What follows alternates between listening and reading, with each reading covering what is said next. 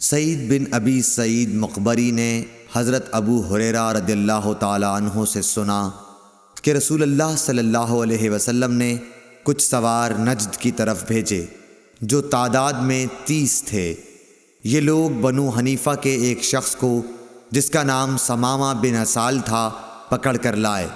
انہوں نے اسے مسجد کے ایک ستون سے باندھ دیا۔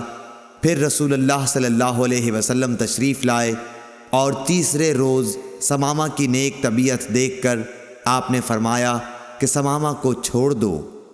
رہائی کے بعد وہ مسجد نبوی سے قریب ایک کھجور کے باغ تک گئے اور وہاں غسل کیا۔ پھر مسجد میں داخل ہوئے اور کہا اشہد ان لا الہ الا اللہ وان محمد الرسول اللہ، میں گواہی دیتا ہوں کہ اللہ کے سوا کوئی معبود نہیں اور یہ کہ محمد صلی اللہ علیہ وسلم اللہ کے سچے رسول ہیں۔ صحیح بخاری حدیث نمبر 462۔